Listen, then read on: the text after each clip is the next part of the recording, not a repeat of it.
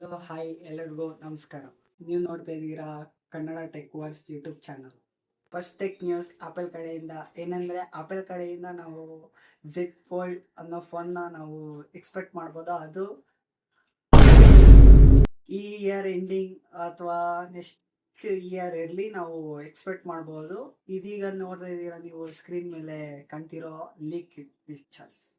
Second news ಕೂಡ Apple ಕಡೆಯಿಂದನೇ. ಏನಂದ್ರೆ, ನೆಕ್ಸ್ಟ್ ಬರುವಂತ ಆಪಲ್ ಪ್ರೋ ಮಾಡೆಲ್ಸ್ಗಳಲ್ಲಿ 200 ಮೆಗಾ ಪಿಕ್ಸೆಲ್ ಕ್ಯಾಮ್ರಾನ ಇಂಪ್ರೂವ್ಮೆಂಟ್ ಮಾಡ್ತಾ ಇದ್ದಾರೆ. ಇದು ನಮಗೆ 2028 ಲಾಂಚ್ ಮಾಡಬಹುದು. ನೆಕ್ಸ್ಟ್ ನ್ಯೂಸ್ ಒನ್ ಪ್ಲಸ್ ಕಡೆಯಿಂದ. ಒನ್ ಪ್ಲಸ್ನವರು ಎನ್ ಸೀರೀಸ್ನ ಲಾಂಚ್ ಮಾಡ್ತಾ ಇದ್ದಾರೆ.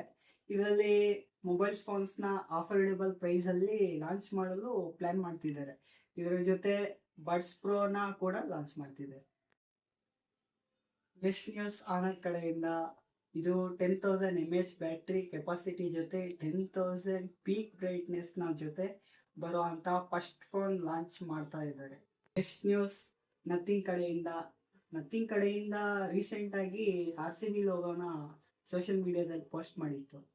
ರೂಮರ್ಸ್ ಏನು ಅಂದ್ರೆ, ನಥಿಂಗ್ RCB ಲೋಗೋ ಅಥವಾ ಕಲರ್ನ ಯೂಸ್ ಮಾಡಿಕೊಂಡು ಫ್ಯೂಚರಲ್ಲಿ RCB ಜೊತೆ ಕೊಲಾಬ್ರೇಟ್ ಆಗಿ ಮೊಬೈಲ್ ಫೋನ್ಸ್ನ ಲಿಮಿಟೆಡ್ ಎಡಿಷನ್ ಅಲ್ಲಿ ಲಾಂಚ್ ಮಾಡಬಹುದು. Next news power bank CEO Steven Young ಅವರು ರೀಸೆಂಟ್ ಕಾನ್ಫರೆನ್ಸ್ ಅಲ್ಲಿ 2-3 ಇಯರ್ ಅಲ್ಲಿ ಪವರ್ ಬ್ಯಾಂಕ್ಸ್ ಡಿಸ್ಕಂಟಿನ್ಯೂ ಆಗಬಹುದು. ಯಾಕಂದ್ರೆ ಇವಾಗ ಬರ್ತಿರೋ ಮೊಬೈಲ್ ಫೋನ್ಸ್ ಎಲ್ಲ 7,000 10,000 mAh ಬ್ಯಾಟ್ರಿ ಕೆಪಾಸಿಟಿ ಜೊತೆ ಬರ್ತಿವೆ ಎಂದು ಇವರು ಟೀಸ್ ಮಾಡಿದ್ದಾರೆ.